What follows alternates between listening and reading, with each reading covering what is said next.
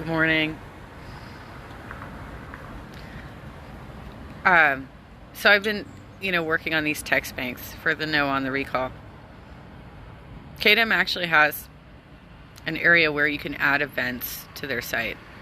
I wasn't able to get it to complete the form when I was trying to do this later last week. And yesterday I took a day off and spent some time with my grandbaby. So today I'm going to try and sit down and figure this out. But here's the interesting thing. And, I've been observing this for about a year. That I don't know what I'm going to do with the whole PDA stuff. I don't know what I'm going to do with it. Because they clearly have things that they need to correct. And they appear to be unwilling to do it. They appear to be unwilling to do some self-reflection and actually correct things. And when JoJo was staying with me, despite, the particular, I don't think any one person is all bad or all good or whatever. People are complex, people are flawed. I don't think that she's an unintelligent woman. I think that she's actually pretty smart and observant. She does have flaws. I have discussed those flaws. That's not why I'm here right now. One of the things that JoJo observed was that the leaders within PDA felt like I was too successful because I was putting together events that drew in large crowds. They were successful. They were great topics. They were timely topics. And inevitably, in any organization, there will be people who have jealousy, who have fear that they are being overshined or whatever. And for those of us who are just coming up with these sorts of ideas and these sorts of programs, events, whatever, we're not necessarily realizing that there's somebody in the background being bitter. We don't always know that's happening. We don't always know that there's somebody going around and complaining about our personality, complaining that weird things about us. And I did not discover this until earlier this year, that there was somebody in the organization that had a real fucking problem with me. I did not discover it because every time she attended my meetings, I treated her with the utmost respect and even made her co-host on my meetings. So there's been a whole lot of really petty, gossipy stuff going on in the background that seriously damaged me within that organization. And there are at least 2 male leaders who helped that along.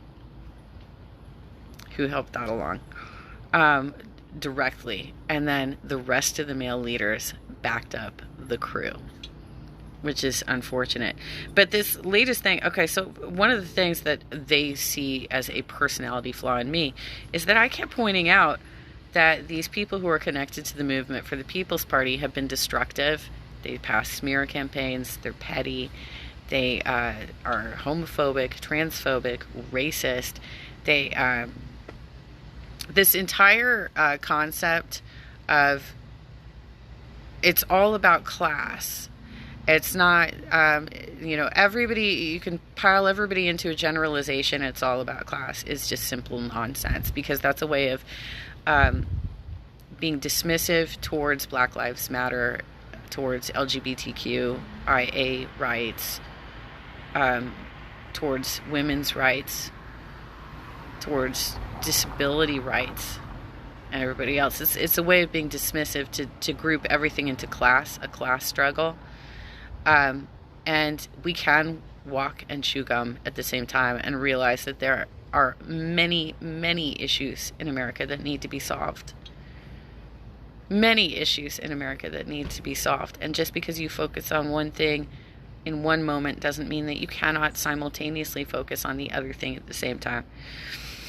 I formerly promoted out all of their events, and I will no longer do that. I'm not going to do it.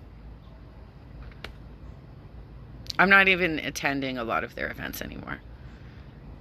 And the reason being is that they find it more valuable to preserve relationships with people like Jimmy Dore and the Convo Couch, who are pushing ivermectin and other conspiracy theories and other smear campaigns. They find it more valuable to them to preserve those relationships than to back up their organizers, their chapter leaders, who are actually putting forward good content and good organizing and good actions. I'm going to continue working on the No on Recall effort. I don't know what's going to happen with PDA because it is predominantly older white men on the state board and the national board. Predominantly. And when I brought this up last year and said, hey, you should diversify, I was met with a lot of resistance. Well, who would step down? Well, I can suggest a lot of people who have been pretty flaky that could step down or could relinquish some of their responsibility to open up new seats on the board. I can point out people who have proven that they are not good leaders. And, you know, for the fact that the Orange County chapter has allowed a platform of hostility and abuse ever since 2018, but cannot for a second take any criticisms against your leaders, you are creating a platform where other leaders can be publicly accosted at your events, but you cannot tolerate criticism. Okay.